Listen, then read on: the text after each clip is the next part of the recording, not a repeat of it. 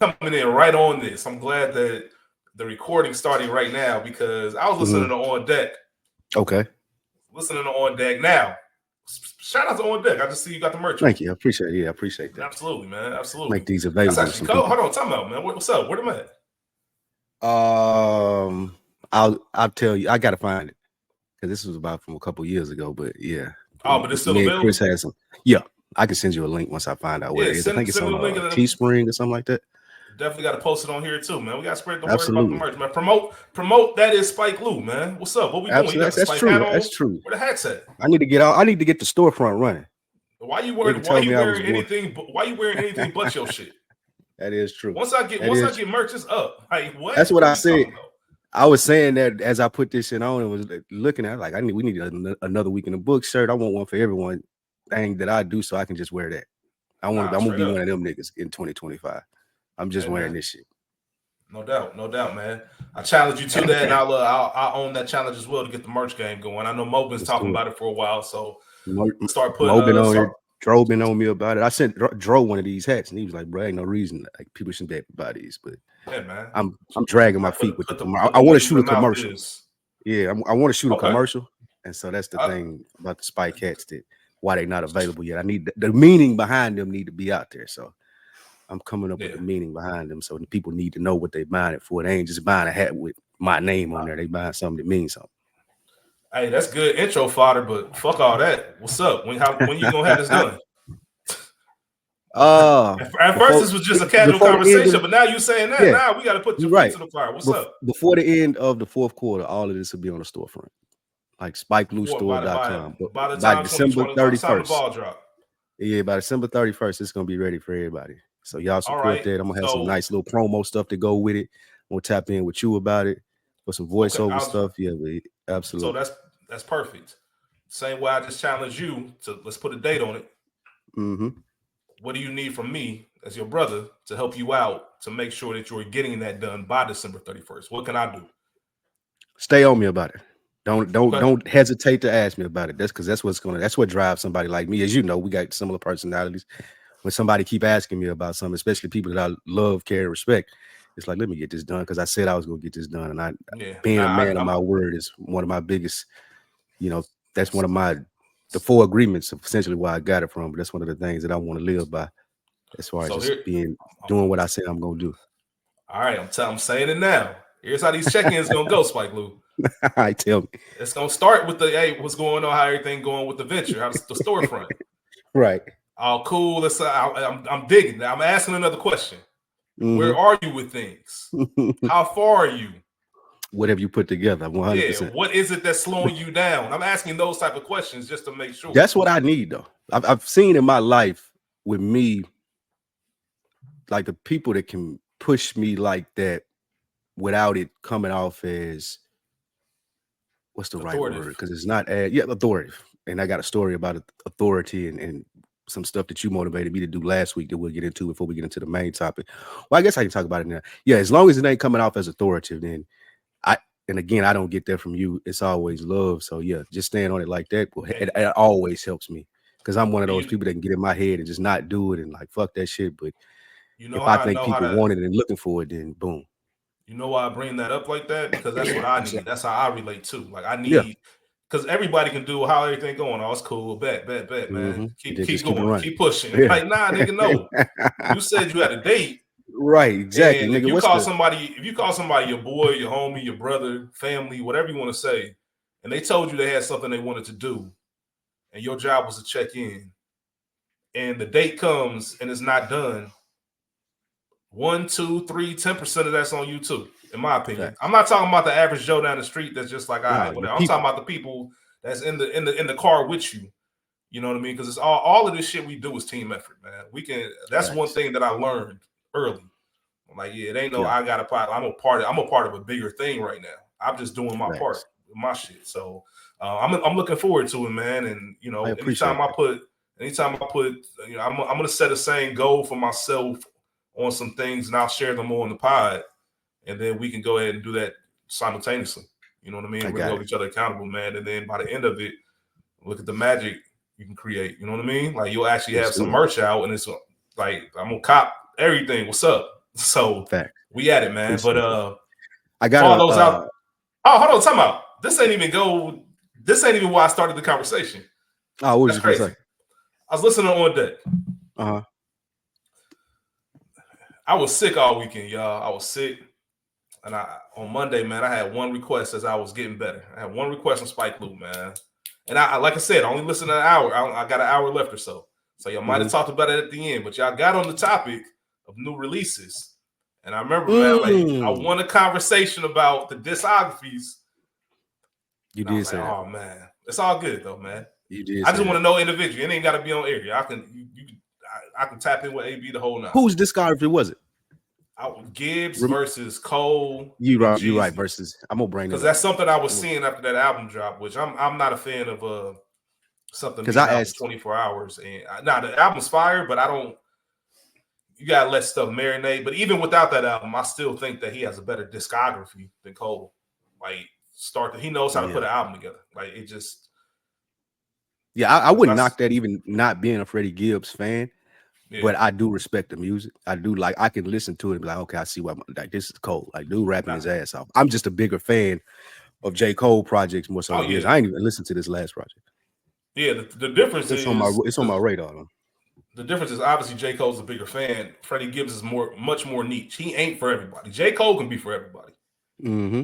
Gibbs is one of those, like, you have to, if you like rap, if you like this, there's so many, if you do this, if you do that, then this is going to be the perfect person for you. With Cole, is just, I'm just going to show up and you're going to fuck with me. So that's Cole just naturally one of the best rappers alive, and people going to gravitate to that to like rap. So that makes sense. I am going to bring that up. Please remind me next Monday or Tuesday, because I do want to bring that up and have that conversation, especially since AB is a big Gibbs fan. I kind of know where he'll lean with it. Thing I'm proud of for the week. If you brought some, I have some. You motivated me last week. You was talking about how you just asking your mom questions and just talking to her. And I did that this week with my dad. I hadn't talked to him in a minute. We was on the phone for about an hour just shooting the shit. And in the midst of that, he was just telling me, I didn't even know the nigga was in the army, because he was talking about his army benefits and shit. Like I didn't even know the nigga was in the army. Yeah. And he was telling me about how he got discharged from the army. And it not growing up with him or nothing, and we always talk about here how I got problems with authority. I saw where it came from. This nigga got to fighting with his drill sergeant because that's wild. Wild. That's wild. This nigga is telling me, like, so the nigga used to have like a shag haircut like they wear in Dallas. You probably seen what's that nigga name? Mo Beat, yellow something. They call it the shit butt, in the back. The little butt on the back. Yeah. He used to rock that. And he said he was rocking it back in 80 when he was 79 or 80 when he went to the army, but they supposed to have like the buzz cut. And he was trying to hide his shit with his hat or whatever he was saying. He was like, drill sergeant kept fucking with him about it. So one thing lead to another. They out at some place. He was like, only higher officers supposed to be there and shit. And he was there with a higher officer, so you can be there as long as somebody accompanying you. But the drill sergeant was there and was fucking with him. He was like, Spates, what the fuck are you doing in here? That's his last name. And he was like, this nigga said it just all built up from him fucking with him and just having a problem with authority. So he swings on the nigga.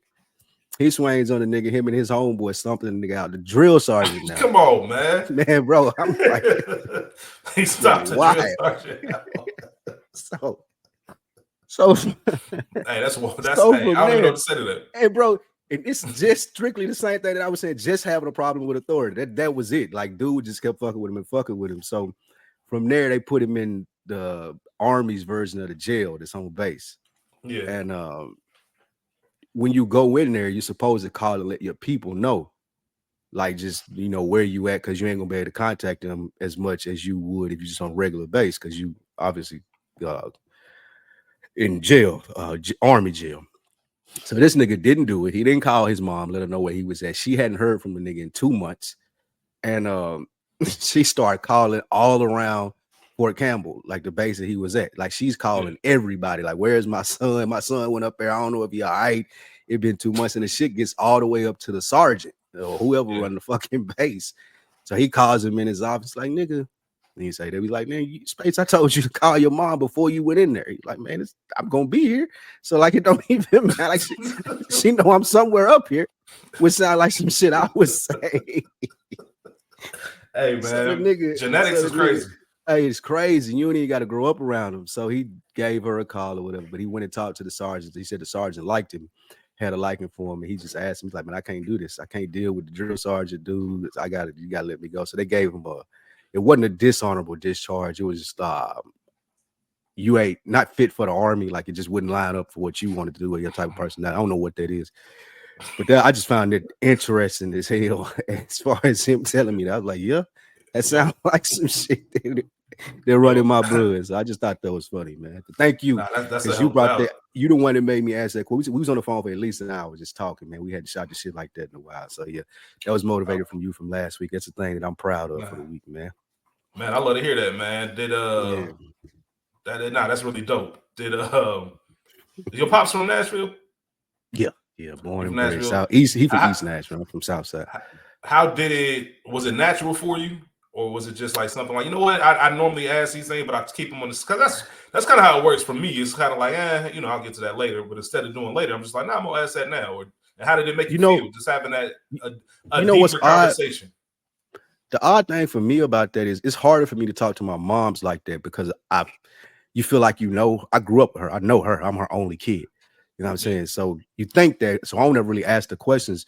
With him and I, it's just more natural. Like he probably know more stuff about me. Like you was talking about how your mom, like, who you think I am last week? Like he know more about me in that sense than my mom probably does. Cause me and my mom never really had those conversations because we're just close like that. And you don't want to break that image of who she thinks you are. But he knows what some of the bodies buried, as you say. So he and I can just have those conversations. And I feel like he liked to relive his glory days too. So once he and I talking, he talking to his son, he had like, this nigga his youngest child is 14. His oldest child is 45. Gotcha. So because I got a sister that's older than me. And so with me, I'm the person that kind of knew him in like his heyday or knew of him because people would always tell me shit about him. So it comes natural in our conversations to answer your question because he like reliving that shit. Like he told me a couple more stories that I'll let him tell if he want to on air. Probably not set for what we do now, fair. but that's fair. Yeah, it's real natural. He and I talk like we just shooting the shit like we homeboys, and I have a hard time doing that with my mom. To be utterly transparent, I will say this, and I'll get into what made me proud for the week. I will say this in regard to your mom. That's exactly why. That's one of the most difficult things when you have a certain image, to somebody like your mom. And I was telling my mom this when I talked to her. We were talking about. I told her like I feel comfortable, being myself with the flaws and everything. Like I'm not the perfect person. That's actually insane to think, right? You have flaws. Like your flaws just they ain't big, but they flaws. Yeah, you know what I mean. Especially when you compare them to everybody else's, they're just small stuff, right? And I think when you're comfortable just being yourself, there's nothing like a mother's love. And Thanks. I think it does. I think it'll do something for you to experience that same unconditional love just for being you. Facts. I and agree. not 93% of you. You know what I mean? But the full thing. Yeah, and I once you get there, that's a process, man. So that's a process you'll take in your own time. I never like to push people to stuff like that. But I will say from my experience to share that with you, I think it was pretty cool to experience that and know that no matter all the fuck ups. And then it's gonna start turning into, because I can see it now. Because there would be times where I'd be 26, like grown for real. My mom would be like, "Yeah, man, they say you used to be bringing girls over while I was at work in school." I'm like, "Man, I don't know what you're talking about, mom." Who was they? I don't know who was they. I don't know what you're talking about. But now I can see myself. Like, yeah, that's exactly what was going on, or just even more things. And so I'm trying to, balance it. But it's real cool, man. It's real cool. But I know exactly what you mean. That's interesting, man. What am I proud of for the week? I hadn't really done anything. Like I said, most of my week or weekends had me down because I was sick as a dog. I can't really think of anything other than just moving forward.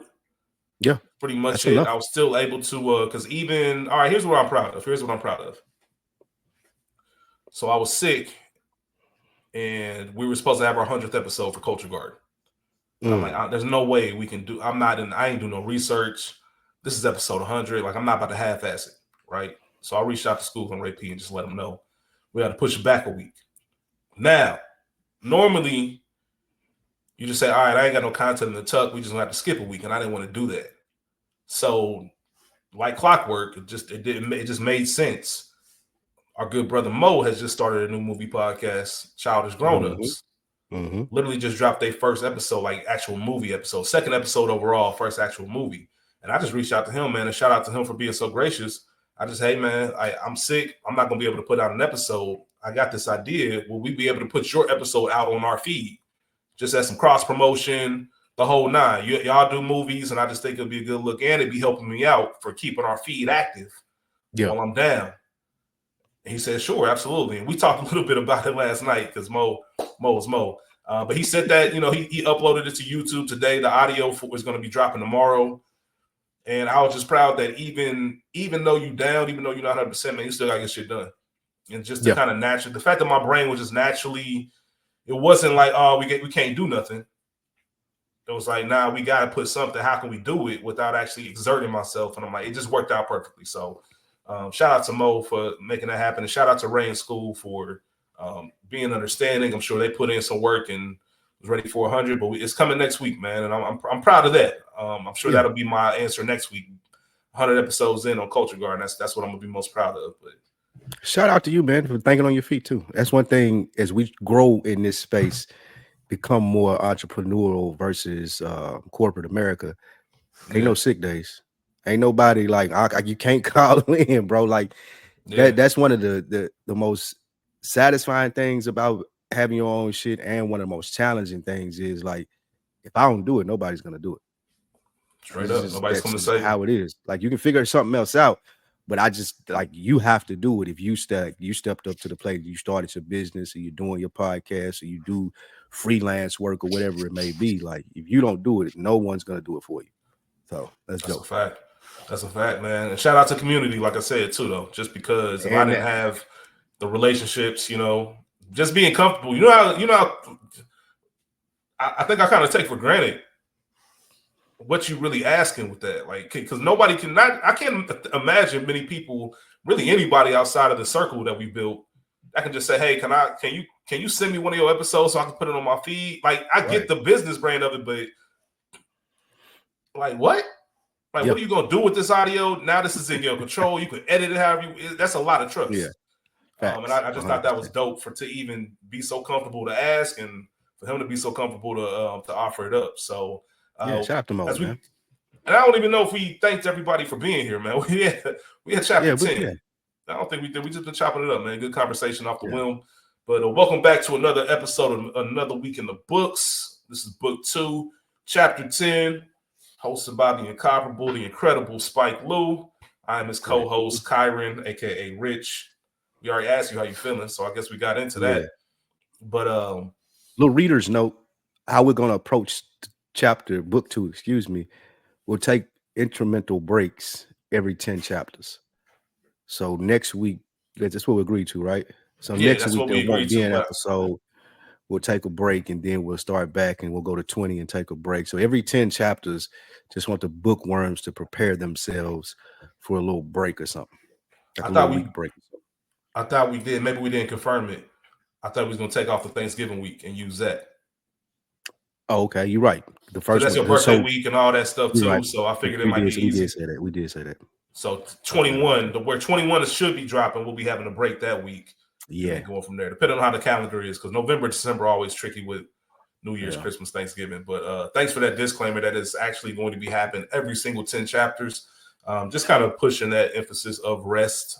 And even though there's no rest, we have far too much to be doing to say it's a rest day. Having one extra thing off your plate really makes a big difference. Having one night to do something that you want to do versus something you have to do makes a big difference, especially when your brain is constantly running 24/7 in this space. Got a lot to say today, man. We're going to be talking about a couple of things that are going on in the news.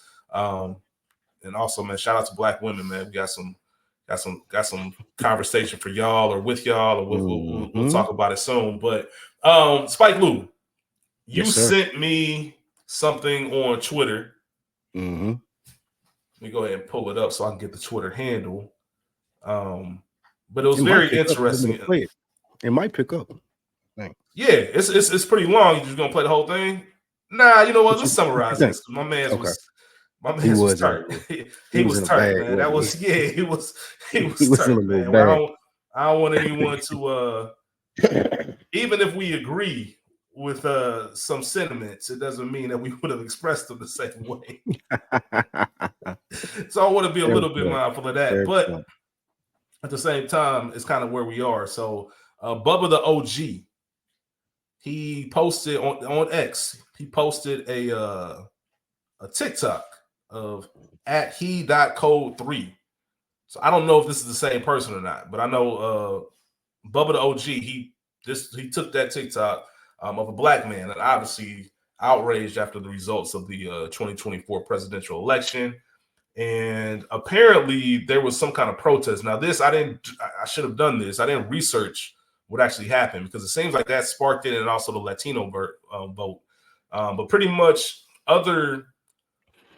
If I'm not mistaken, from the little research that I did about the protest, real quickly to jump in, I think that what he was alluding to was people from Palestinian descent. I think I'm saying that right, but that are Americans and can vote. They withheld their votes because of what's going on in Gaza.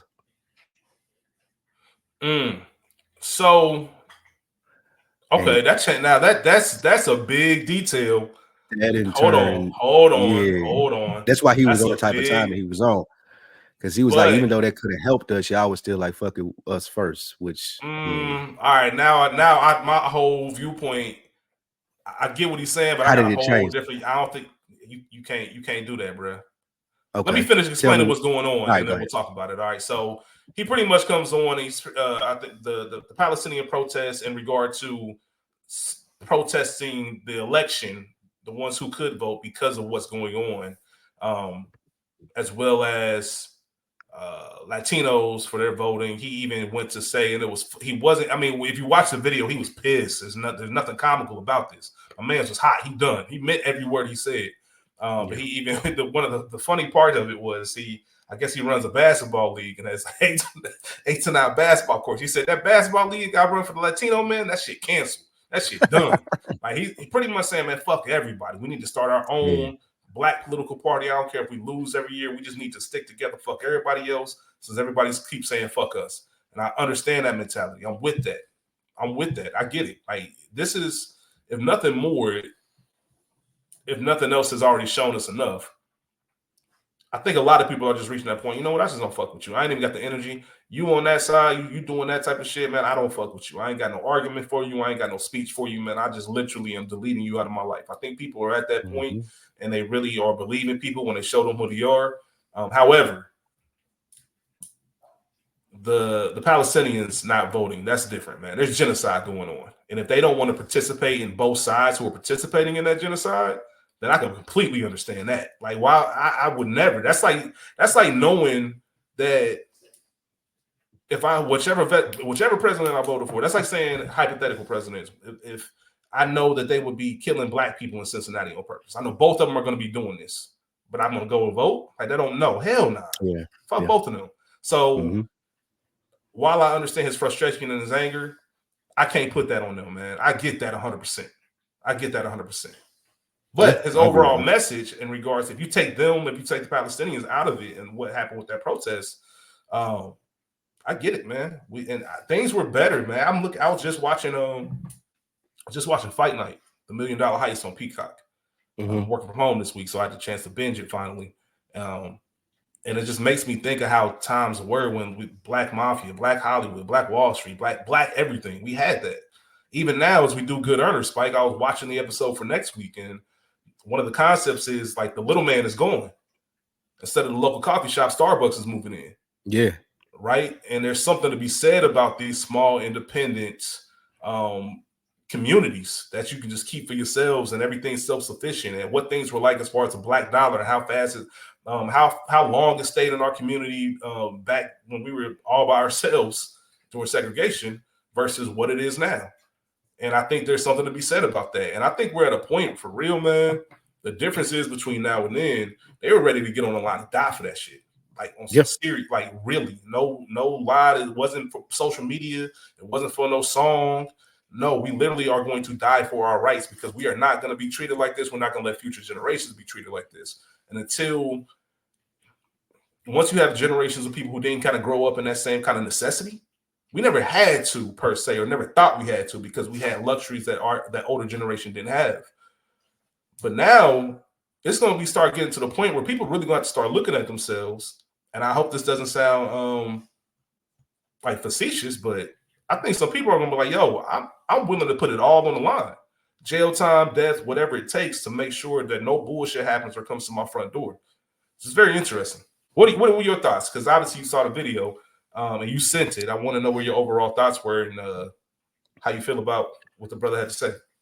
I ain't mad at him for saying this. I don't agree with all of it. Y'all can go check the video. I will put the link somewhere. I don't necessarily agree, but the thing that I do agree with the most about this is these are the times to start having those conversations. Some of the biggest criticisms that you give the people who say, oh, I just ain't gonna vote, it don't affect me anyway, or they ain't gonna give anything to us, so let's hold out our vote, let's protest. They do that shit too close to the election. Like we 3.5 years in on a 4-year term, and you talk about not voting now. You can't even voice the things that you want if they do listen to your protests and not voting, and they do say, okay, we'll do this or we'll change this. They're not gonna do that in 6 months. But if you start the day after the election and be like, look, over these next 4 years, I'm going to let y'all know we not fucking with y'all unless this, and that change. So I do like that sentiment of him getting it out there early. But you got to keep that same energy too. Like you got to make sure you stay him and the people that agree with him. Just keep that same energy all year long, because that's how shit is going to, that's how shit will change. That's how you will get your voice heard. If they know really early, hey, this is what we on. You can't know 6 months out, 3 months out. You can't know a year out. You got to know 4 years out. Oh, these motherfuckers are serious. All right, what do y'all need in order for us to get your vote? Like, those are the questions that should be asked to the black community versus Joe Biden saying, oh, you're not black if you don't vote for Joe Biden, versus Trump basically ignoring the black vote, versus people saying, and I'm not accusing Kamala of this, but people saying that, oh, she has to placate black people in order to get their vote. That's what you get when you 6 months in and you asking for shit. But if I'm asking for shit day one, and you know, and I got a numerous amount of people who are on the same page as me, and it's going to affect the voter block, then they have to start coming to ask you, okay, what do you guys need? What do you guys want? We're not forcing people to ask us that as black people enough. So I respect his sentiment in that. That's an incredible point. And we're not political pundits, and I'm never going to pretend to be one. However, I will say this, just from observation, that's one thing I think for the longest that Republicans have had with their base. They know exactly who their base is, and they embrace that, and they know how to speak to them. Yep. And that's exactly what it is. And the people who are in the middle, because I think that the Democratic Party, the Democrats they don't know, but they still are using old tactics in a new era, and it doesn't work. Right. The celebrity thing doesn't work anymore. Like, nobody really cares. Like, I think they think a lot of the TikTok generation is going to see certain celebrities not even endorse candidates, but really come out and make songs. Yeah, bro. That's not helping y'all and pushing y'all campaign forward. It's really about, and on some real shit, Republicans, man, they say fuck the rules. We're about to make our own rules. And you have another side that's just on some, no, we're going to do this traditional way. Nah, man, sometimes when somebody comes and slap you, you got to slap them back. Yep. Like, the high road is kind of muddled. As long as your intent is trying to push things forward, then how you get there is how you get there. Like, you can't always be the same person. Like, you can't win if they cheating and paying off the refs. You get what I'm saying? Like, you got to do your own dirty work too. Facts. And if it comes down to that, you got to get in the game. You got to Man, get like in the fucking game. Mace said it on Harlem World, man. If a nigga smack me, then I smack him back. If it leads to the guns, then that be that. Hypothetical guns, or whatever, however we need to take it, man, that's how it's gonna go. And I think that Republicans have been doing all types of greasy shit and not giving a fuck. And on the other side, it's like, I can't believe they doing that. The audacity, and we paint them as bad people. Well, now guess what, man? There are some bad motherfuckers, and nobody really cares about that shit no more. Facts. Like, people have been tired of the PC cycle. People want to get back to saying shit they're supposed to be saying, and that side protects all of that. And they're like, all right, we got to speak to the people that don't want to be censored, don't want to be canceled, don't want to be woke, all these trigger words. And that's exactly what happened. And until they decide, go ahead. They decided it wants to win. Republicans are decided, we're going to play the game how it's supposed to be played. Now, I want to win. I may do a little something that's like, you might call it sketchy, but guess what? I won. I ain't get disqualified or nothing like that for it. I still won. And y'all over there trying to play by the rules. It's not going to work anymore, bro. That ain't the world that we live in 2024. We ain't even living in that world actually for the last 12 years since Trump started winning. That world ended with fucking Bill Clinton. Yeah, this shit's been, this is like the Reagan era over again, man. Like, if you really, there's a lot of similarities. So it's not like this is new. But yeah, man, from a politics perspective, that's all I'm speaking on, not as a community perspective, but as their side, as the Democrats want to go ahead and change what's going on in this political climate, man, they're going to have to match the Republicans' energy. Like, straight up. And that's what it comes down to. You think they can do that? They're going to have to. They don't got a choice. Like, they're going to have to. They're going to have to be people that stand up, because I get it. Like, that's how we've been. That's like, good common people are raised that way. Like, do things the right way, the golden rule. I get that. You can still be good and common and still, like, stick your neck out there and let people know not to play with you. And that's what it's going to have to learn to be, right? As long as you can sleep at night, and maybe there's some things that you can't do, and maybe that's a sacrifice of what this shit is right now.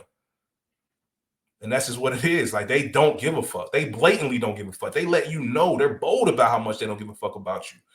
And yet they still get what they want, because they playing, they making their own rules as they go around, and they realize, like, this ain't, you know what I mean? Whatever, man. But you get to your point, a really cool statistic that's to your point, and it shocked me, especially with how many people claim that they hate Donald Trump. We know there's a lot of people that love him too. This is the first time in 20 years that a Republican has won the popular vote. This is the first time in 20 years that more people in this country have voted for a Republican than they have a Democrat. And it's because what we were just talking about, Rich, they're telling people shit that they want to hear. They telling, like, they ain't playing the high road. They ain't saying, well, I ain't gonna get into some of the policy, but some of the policies that the Democrats lean into, like, people don't want to hear that. Like, it's normal, everyday people that may not be racist, they may not be misogynistic, they may not be those things, but they still everyday working class people that work hard for their money, and they want to hear what are you going to do to help me? And like, the Democrats didn't talk enough about that shit. They didn't talk enough about, like, just an everyday person. They spoke to groups of people who we should, for lack of a better word, feel sorry for lack of a better word, that we should, okay, they're different, but they're still a part of our society. Man, fuck all of that. I don't care nothing about that, bro. If I'm gonna be real with you, what are you gonna do for me and people like me? And I want to be clear about something. I want to make sure I clarify this.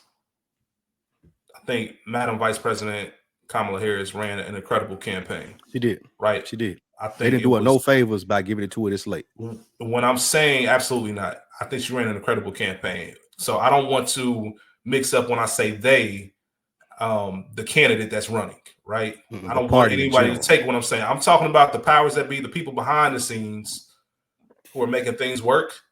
They need to get a little bit dirty and a little bit nasty when it comes to certain things, right? And then if you play the game that way, Madam Vice President can smoke them, because she has everything that you would want. Like, she has that charm, she has that demeanor, the whole thing. It's just that's why they call it politics. It's all politics behind the shit. There's politics within the politics, and until that side learns how to, like, just be a little bit dirty, it's going to be interesting to see. But obviously, there are bigger effects that are going to be taking place here soon. So before we get into that and kind of our main topic of the day, I saw this today, man, and we had to talk about this. because Spike, I was shocked. I was shocked when I saw this, man. I was shocked and I was disappointed, man. Okay. In people. Yeah. In people. I was really disappointed in people, especially I don't want to say that way. We'll get to it. Halle Bailey, who has Bailey. Yeah, you're right. Bailey, yeah, Halle Bailey. I think everybody knows Halle Bailey. If you don't, you can Google her. She has a child with you, and I'm not trying to be funny, but I think he does describe himself as a YouTube rapper, not just a rapper, but YouTube rapper / streamer DDG. Yep. Had a baby. They were together. A little bit of controversy or scandal, I guess, at some point during their relationship, but they ended up working it out. Had a child together. I'm not sure the age of the child, but he's an infant. Yeah, and it can't be a year old. Yeah, he's an infant. Old. Yeah, they're still counting months when they describe his age. Yeah. They were together when they had the child. I believe his name is Halo. Recently broke up. So now instead of living together, being in a relationship, they're co-parenting, which I'm sure, and I think before we even get into this, it's important to preface the audience. If you don't know already, Spike Lee, Spike Lou, nor myself have children. So I want to make sure we're very clear on that. Neither one of us has children, so our thoughts are all hypothetical of what we would do or how we would feel. But they're co-parenting. Kai Cenat, the biggest streamer of all time, had DDG on his stream. DDG brought his son on the stream with him. So millions and millions of people are watching the stream, and his son is pretty much just on his lap the entire time. Halle Bailey makes a couple of tweets, a series of tweets, to talk about her disappointment in her son being on a stream, a live stream of the biggest streamer in the world. Let me actually pull up these tweets. All right. So Halle said, "Hi, everyone. Just so you know, I am out of town and I don't approve of my baby being on a stream tonight. I wasn't told or notified, and I am extremely upset to have my baby in front of millions of people. I am his mother and protector and saddened that I wasn't notified, especially when I am out of town." The following tweet was sent. "As a woman experiencing a severe postpartum, there are boundaries that I wish to be respected. Nobody knows what someone is going through until they snap." Those tweets were later deleted. I respect DDG. She deleted it. Since man, we're gonna have a conversation. Since she's deleted the tweets, the internet has been on her ass, which is shocking to me. Like it's literally shocking to me. Literally shocking me. I had to reach out to Phil, who has 4 children, and ask him, like, bro, am I missing something? And he agreed with me. Right. Because I had to reach out to a father, because I'm like, maybe this is a perspective I'm missing.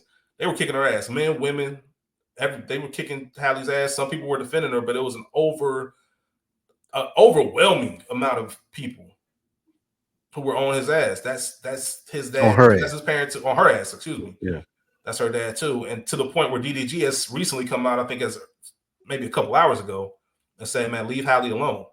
I didn't get a chance to read. It looks like an interview, so I didn't get to hear what he said. But I just saw it as we were scrolling through now. Leave Halle alone. So obviously they've been, cyberbullying and whatnot. It sounds like we have different takes on this. I want to get your thoughts on how you felt about this, Spike Lou. I don't have kids. Again, I want to reiterate that, like you just said. But I think the reason that people were giving her a hard time because this doesn't seem authentic. And the reason that I say that that's what a lot of people were saying. They said it feels like she was attacking him. Yeah, this comes off as real, like, I hate this. This comes off as real, like, I want this documented, so if something comes up and I need to bring this back up in front of authoritative figures, then they'll have this and see that I didn't approve of some things that he was doing with our child, especially since I was out of town. Because the first thing that I did, I went to her IG. She got 9 million followers, Rich. Mhm. 9 million followers. You know how many pictures of her and her baby are on there? A lot. More than a few. Yeah, a More lot. than a few.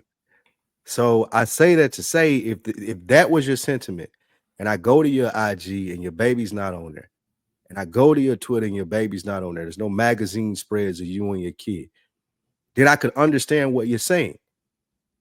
But it seemed like she was being malicious in the sense of, oh, I didn't know this was going to happen. I don't want my baby in front of all these people just because he was doing it. Like it wasn't a stance that she generally takes with her child, which is where people have the problem with it. If this was your general stance all across the board, then yes, I get it. But if it's just in this specific scenario, now I got to know why. And who am I to ask you why? And I think that's why people jumped off the porch, because they're not able to ask why. We in the time where people just gonna do these think pieces and put the phone in front of their face and talk for 3 to 4 minutes and not knowing everything about the situation. But based on the information that we have, you're not hiding your baby from the world. Shout out to Drake. Like you're not doing that. Like, so for him, I'm taking care of my baby. This is part of what I do. Like you said, I'm a YouTuber. This is the biggest YouTuber or streamer in the world. I'm gonna go up here and kick it with him. I'm proud of my son. I want to have him with me. Then yeah, I'm gonna bring him up here. Like, what do you have to be mad about? And then on top of that, if there was an issue, why you just didn't reach out? Why you just didn't text me and say, I didn't know y'all were going on there. I ain't really like that. There didn't have to be some note that you wrote on IG for your 9 million followers or Twitter for your 9 million followers to tell them that you're unhappy about something that I did with our child.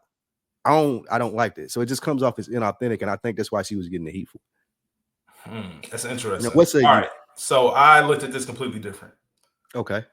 And I started when I said this that they are now co-parents. Spike, yes, we mentioned neither one of us had kids. Let's say you did have a child and you were co-parenting, right? You were not with the child, you were co-parenting, drop him off at his mother's house. It's your weekend, whatever the case is. All right, cool.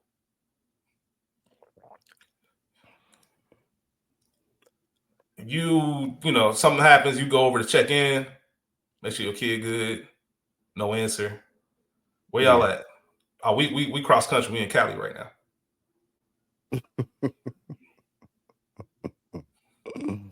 Okay.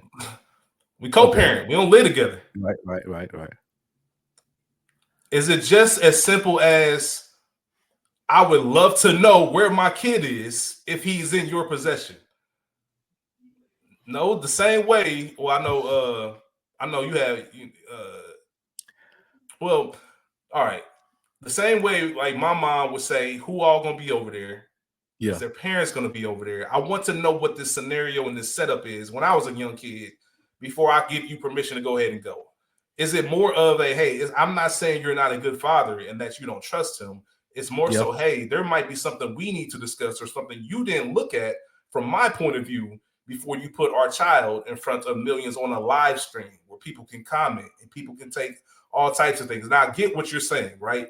It's not like she's hiding her kid. He's all over social media. All right, so that point can kind of be a little bit. However, just the respect of I'm also their parents, and I would like to know what's going on, because I would like to say, if I'm thinking I'm dropping my kid off at his mom's house and that's where they're gonna be, and I wake up, oh, we took a trip to Europe. Like, what?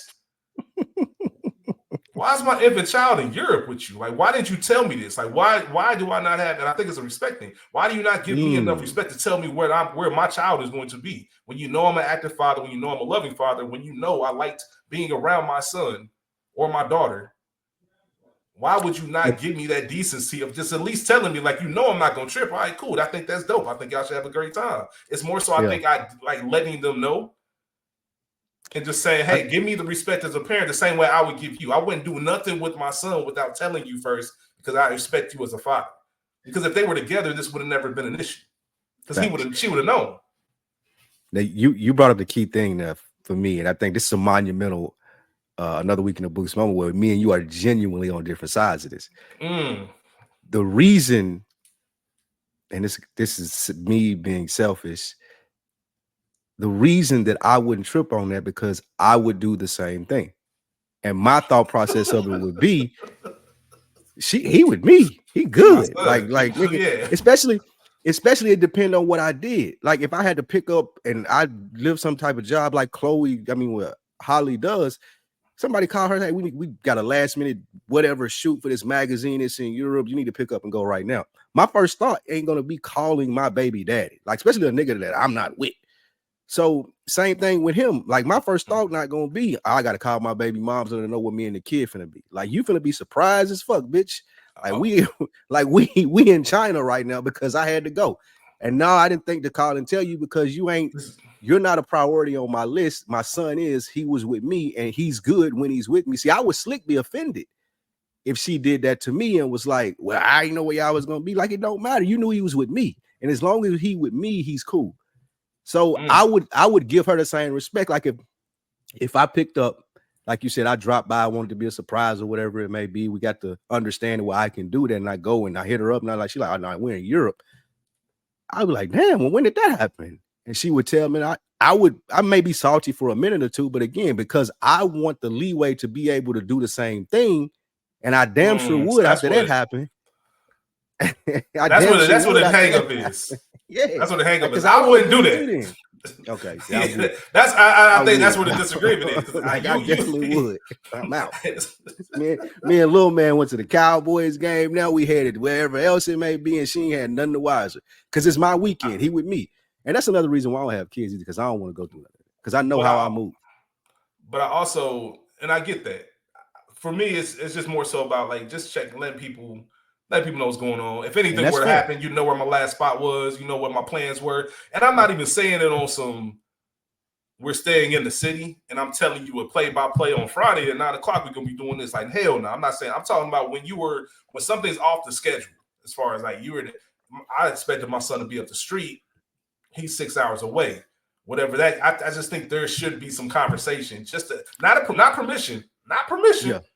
And see, that's at least a conversation to me. Like it would get foggy for me. Like if it feels like I would have to be asking for permission. And my thing about it would be All right, let's take it. Hold on, let's take it this for what it is. Real quick, I just want to say this. My thought of it would be, he's with me. It doesn't matter where we're at. I ain't send him off to Europe with someone else. Like he's not over here being babysit. Like I'm with him, he's with me.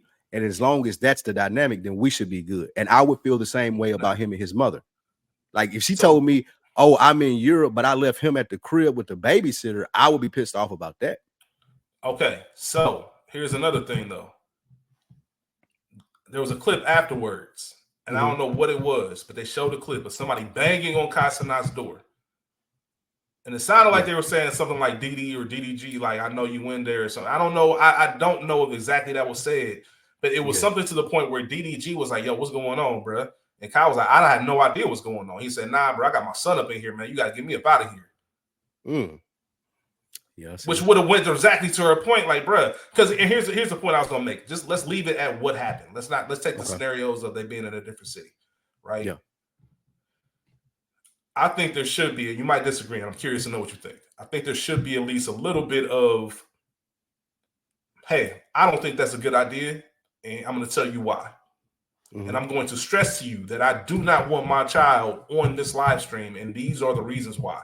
And I'm going to stress to you why it's different to have photos of your child versus being on the live stream and something about the real-time imagery. I don't know what those things were, but it say she came up with some things and she told him.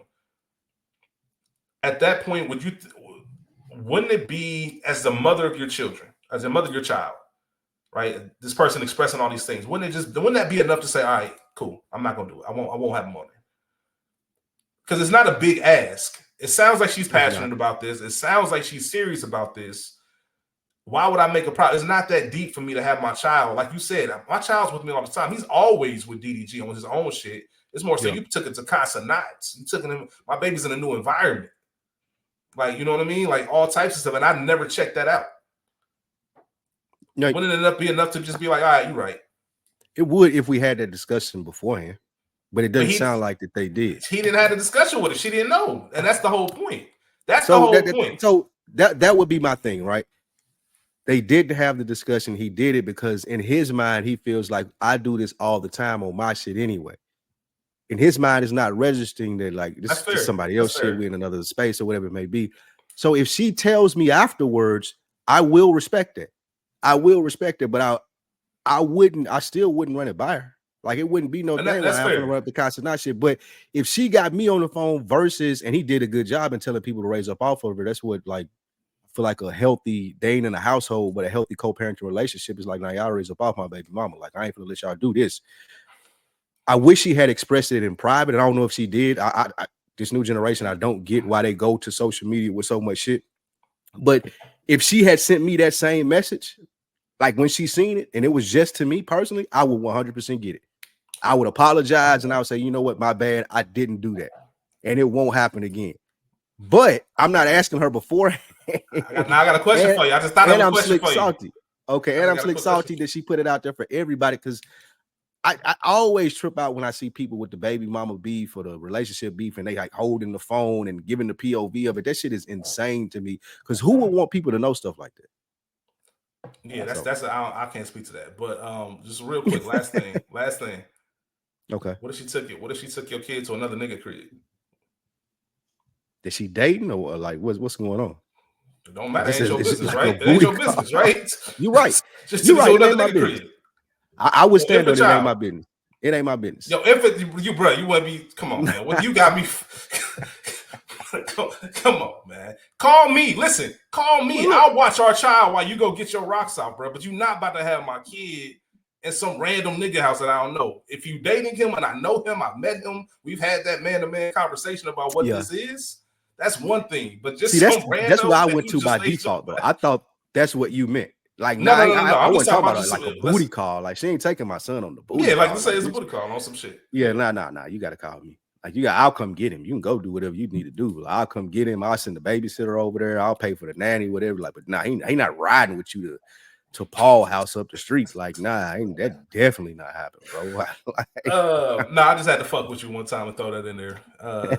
See if there's any contradiction. You want a heads up then, don't you? You want a heads up with Paul getting involved, don't you? Well, Paul get involved, you need to let me know. Like, if you're going over there, I ain't got nothing wrong with y'all adults. Y'all do what y'all do, but bring me my child. I'm available. I'm available, nigga. Like, I'm coming. And there's something to be said about. We didn't talk about this last week. This is one of the things afterwards that we was like, damn, we forgot to touch on this. But there's also this thing about children and the internet, and I'm sure everybody at this point has heard about the DJ Envy Halloween video. With his family, but his young daughter dressing up as Little Kim in the Crush on You video, and obviously the nature of the lyrics, on top of just the dress that she was wearing, or the way she was dressed, should I say, cringy as fuck, man. And he had it up for a while and finally took it down. I don't know if he's addressed it anywhere, but I'm not, and obviously this isn't the same as that, but there is a world where there's just a lot of weird shit going on the internet, and so much shit can be taken, captured, altered, AI. I can understand parents just like, man, keep my kid off the shit, man. Like, you know what I mean? Maybe not have an issue with it, but I personally don't have that. But I think the discourse has already been had. I think people probably can guess where we stand on that DJ Envy shit. That shit was foul, disgusting. I don't know what the fuck wrong with Envy. He be better. That's all. I got one more question about something I seen too. Yeah, and DJ Envy's a dirtbag for that. Like, I'm sorry, I ain't got better words. Yeah, he one of them niggas. Like, I ain't even this type of nigga. But if I ever saw him, man, I might start something with him on purpose just to have a reason to smack that nigga. Yeah, he a dirtbag, and that I the same sentiment. So, one last thing in the sentiment of what we were talking about, the internet stuff. I saw this young lady post, right? And I want to know what Rich think. Young lady said she was out on a date with a guy. She looked like she was in her mid-20s. I've seen this shit. You know exactly what I'm doing. I heard I saw some of the story. I couldn't even listen to her, but I got the premise of it in the comments. But keep going, Spike. I know exactly what it's so interesting, though. So for the people that were listening, young lady was out on the date with a guy. It was at like Jimmy V's, I think it was, or some shit like that. It was a steakhouse. I think it's here in Atlanta. And all the shit. When they get to the date, all shit like this is in Atlanta. I'm convinced. Yeah. Every time that's I what see Atlanta like this, Atlanta revolves around. It revolves around shit like this. It's Atlanta or Houston. They're the only two cities shit like this happens at. It revolves around shit like this. I can tell by the bathroom she was in that she was in Atlanta. The young lady meets the young man. Well, he's in his 40s. She's in his 20s. He meets her on a date. 45-25. 45-25. And he's not eating. He said he already ate. So she just ordered what she needs. She orders lamb chops, a side of mac and cheese, a fried rice, a side of Brussels sprouts, and she's drinking. And she had an appetizer of oysters, half a dozen oysters. So by herself, she's eating lamb chops, fried rice, mac and cheese, Brussels sprouts, and oysters. My man just ordered a drink. First date. He peeps what she's doing as far as how much she ordered. He drops $100 and he said, you know what, I'm out. Enjoy your night. Like nothing disrespectful, anything. Like, here go 100 for my, I had one drink, but here go 100 anyway. Enjoy your night. But first he asked her, would you order all this if I wasn't here? She's like, oh yeah, that's how I get down. Previous to the date, she told him, as soon as the date's over, I'm going to holler at my homegirl because she's in town. She ain't always here. We're going to catch up. So as soon as we're done, I got to get over there. My question to you, Rich, and there's a lot there to unpack. When you go out on a date, like, do you keep tabs on what a chick order, or is it like just you good, free reign? I'm just going to take a mental note. Like, how does that play out in your head? Because I think homeboy did a smart thing. If I ask you out, I'm expecting whatever. I'm not gonna ask you out if I don't have the means to go ahead and take care of things. Facts.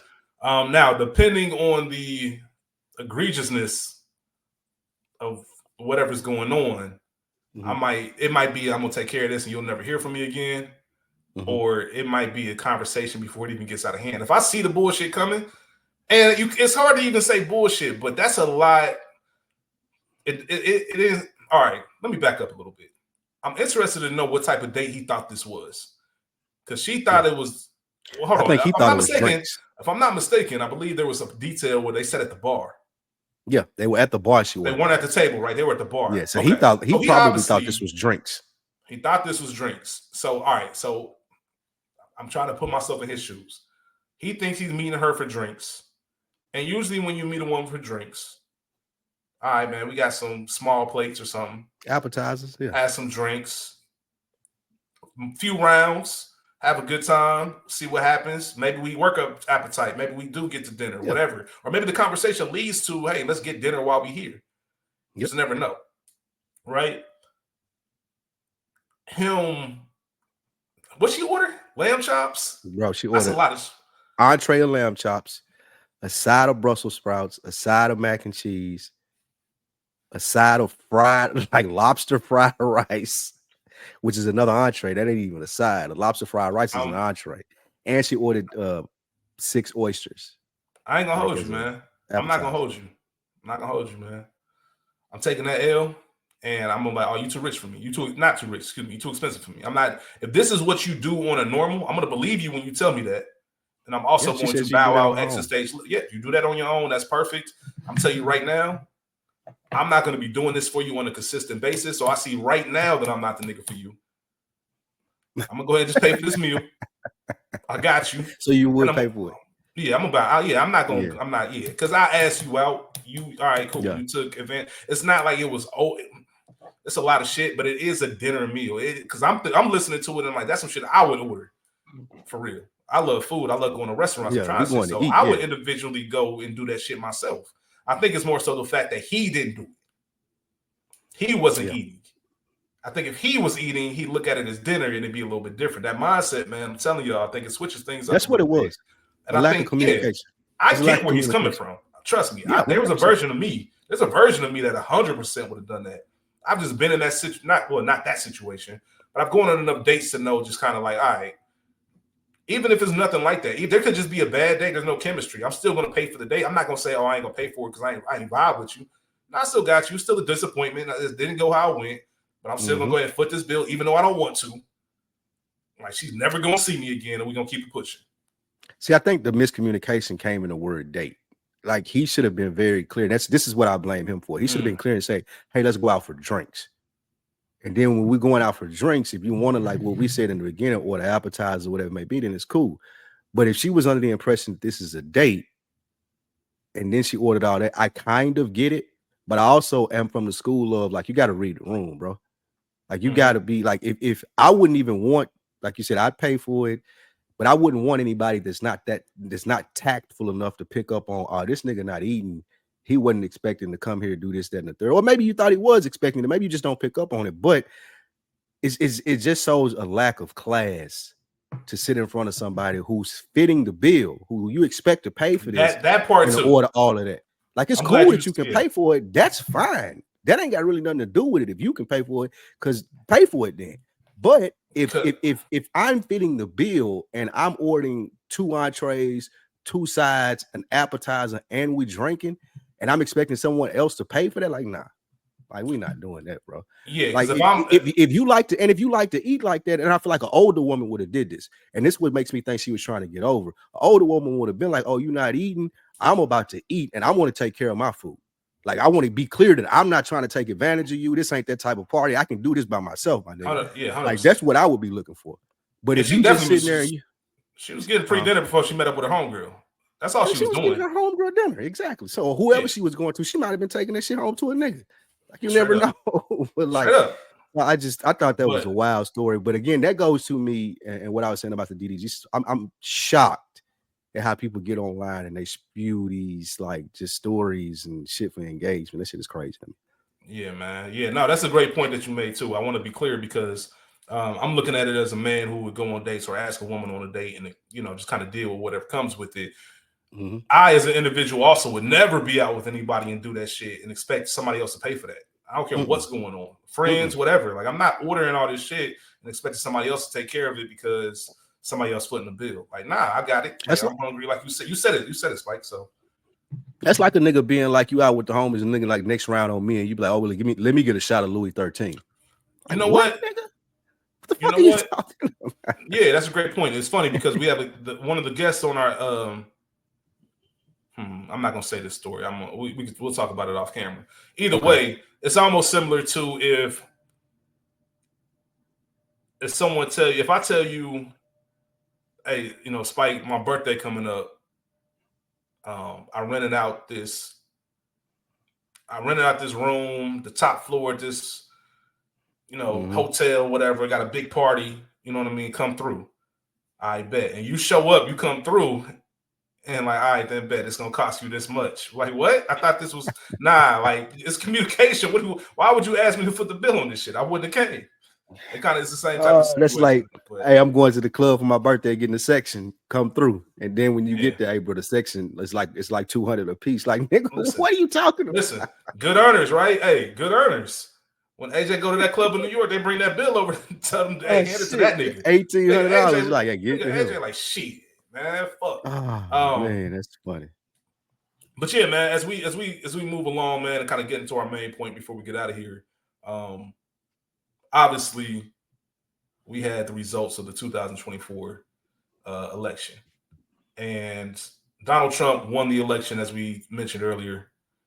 He will be the 47th president of the United States. There's another thing I wanted to ask you about, man.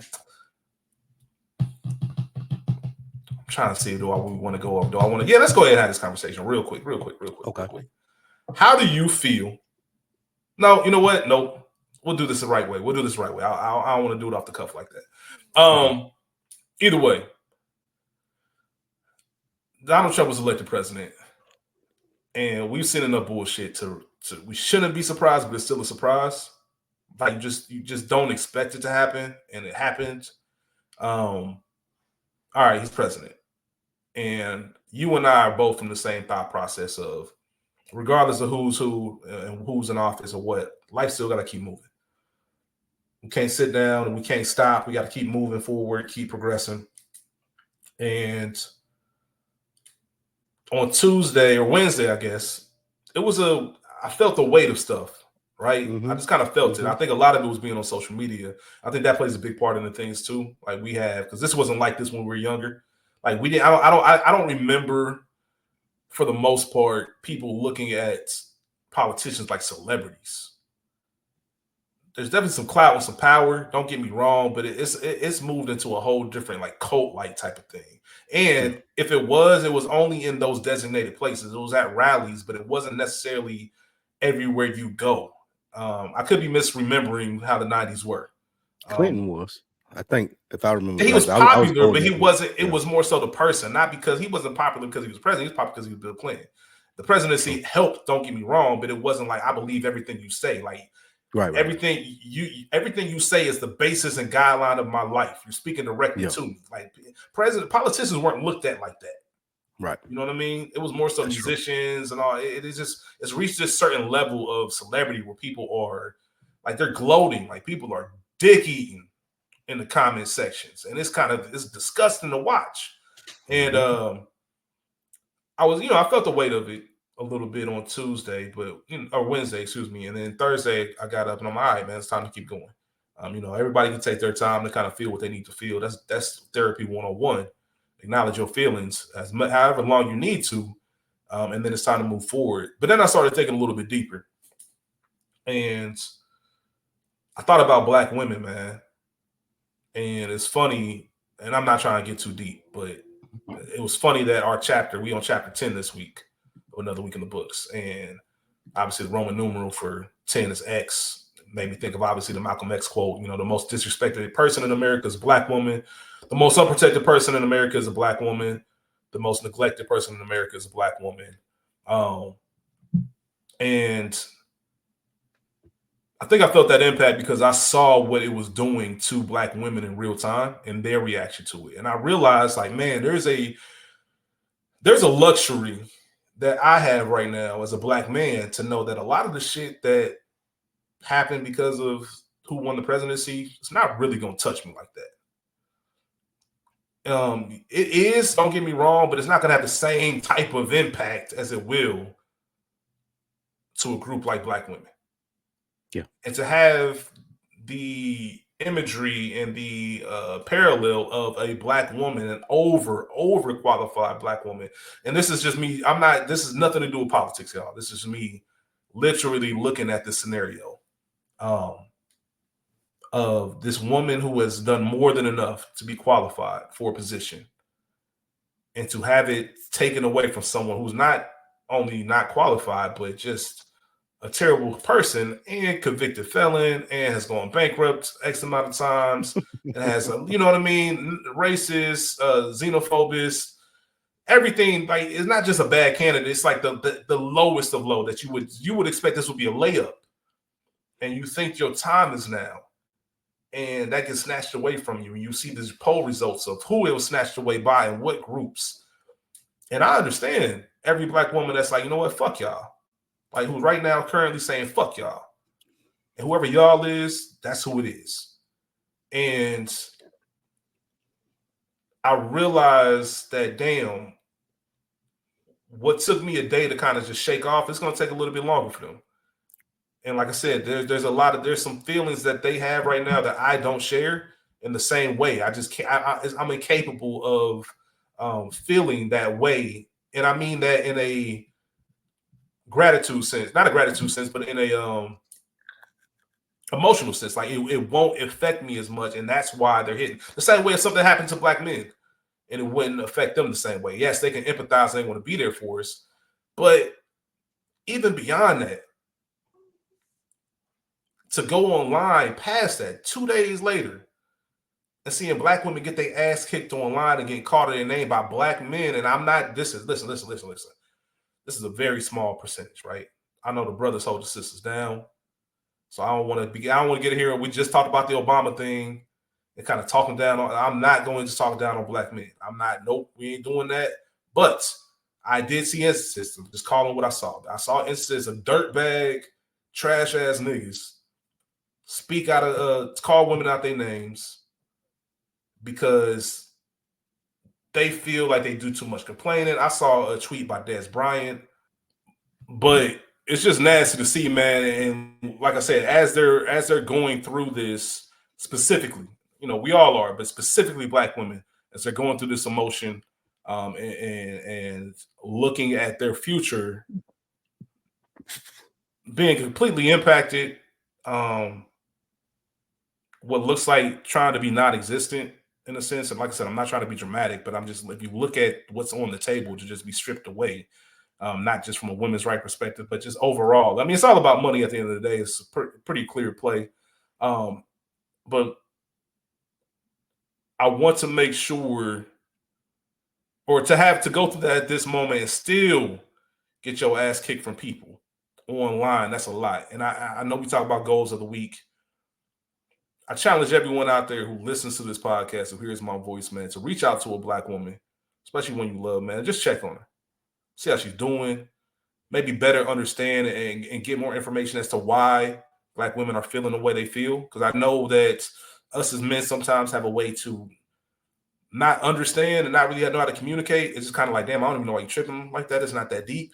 And it is that deep. And maybe we need to take a little bit more time to ask those extra questions and have a better understanding, because I can tell you right now, I've reached out to some men and it's a lot, it's a heavy weight, because it feels like every day they always got to show up to save something. They always got to be the most qualified. They always got to be taking care of themselves as a whole, not individually. I know some great Black men. I knew some great head of households. I knew some great people that love Black women down to their core and always going to look out, always going to protect, ain't never going to let no bullshit slide. I just mean the overall feeling.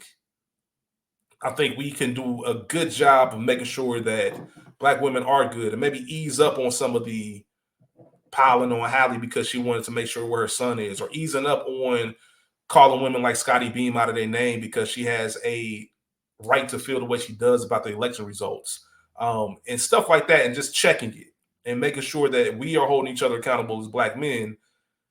It's more of a challenge than anything. Like I said, it's not a talking to, man. I'm never going to Obama the brothers.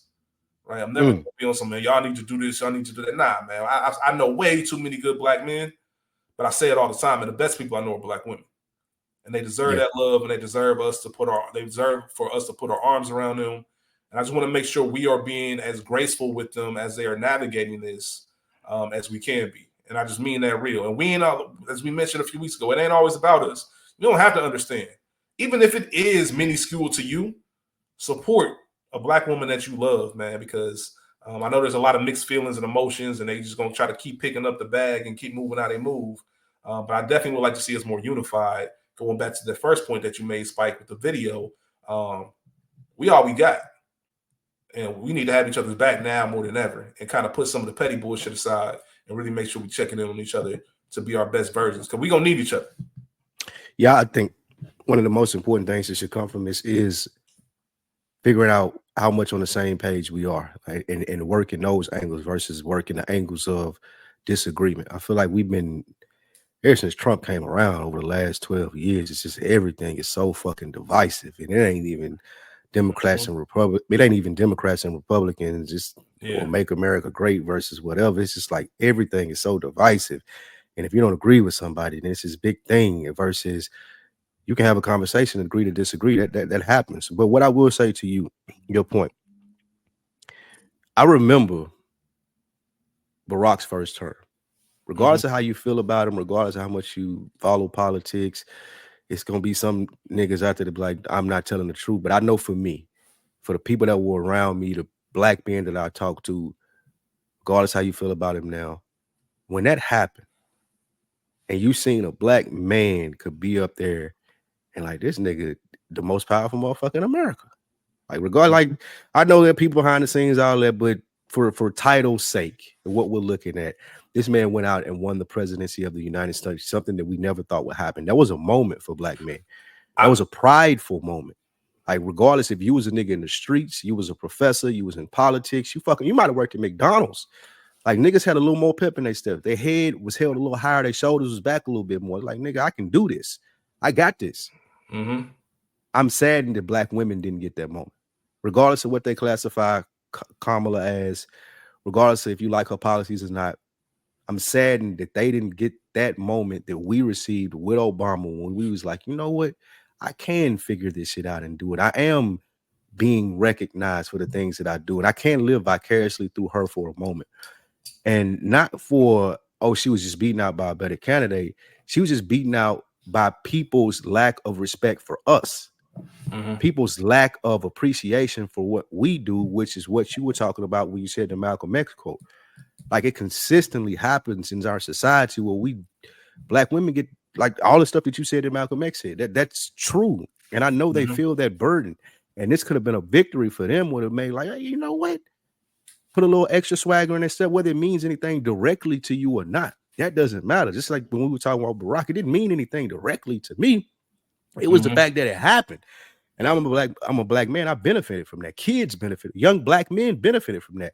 This would have had the same effect amongst black women. Thank God that they're stronger than we are. Don't really even need that joke, but it would have been nice to have.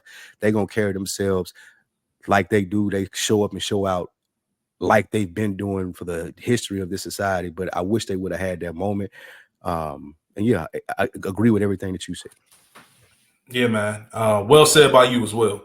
Well said by you as well. That is something that, and I think the kicker is, and my last point is, they know they qualified. They know it should have happened, and it still didn't. And that, I just feel like that's a sad metaphor for a lot of things that happen when it's their That's turn. what they deal with in America every day. They deal with it every single day, man. And I don't think we'll ever understand what it's like, or excuse me, we won't ever understand as black men what it's like to be a black woman.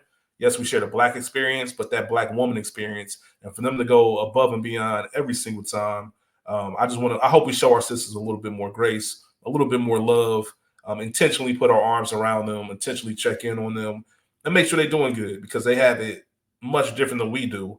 And it's kind of crazy to say that, but it's true. It is true.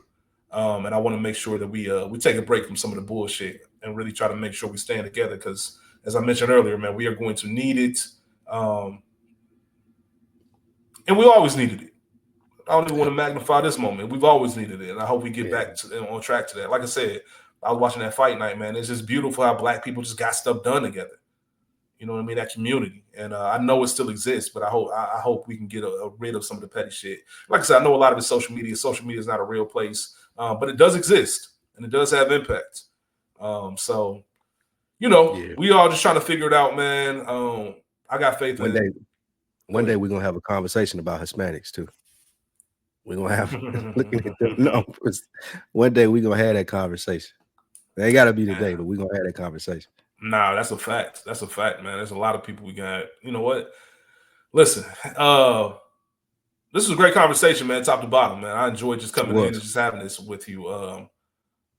Just kind of expressing feelings in real time. You know, it wasn't really thought out. There were no notes on my end. It was just more so really just trying to get off my chest what I've been feeling for the past 48 hours. And, you know, like I said, no politic talker. I'm not here to talk about policies and what's going to work best for you. I'm just talking about overall just feelings and the whole nine. So, I teased an episode. Yeah, absolutely, man. I teased an episode. We teased an episode a few weeks back, but it didn't happen at that time. It had to get pushed back. But next week, that episode will be happening. We're going to have a couple guests with us. I'm really looking forward to the conversation that'll be had, separating the art from the artist and what that really means, and what the, you know, we'll have that combo. There's a lot of stuff to be said. But Spike Lou, as always, man, I appreciate you, my brother, man. Feelings mutual. Feeling is mutual, my brother. Yeah, man. You already know what it is. This is a chapter 10 of book. You have something else? No, I was just going to say chapter 10. I was going to close it with chapter 10, book 2. Make sure you tell somebody about this podcast. That's the most effective way to keep this thing growing. Rate, subscribe, like, send us emails at awitb2022. Find us on IG, Another Week in the Books. Send us the messages, anything you want read or talked about on the show. We're very open to it. And we appreciate y'all tapping in with us on a weekly basis. Peace. Y'all be cool.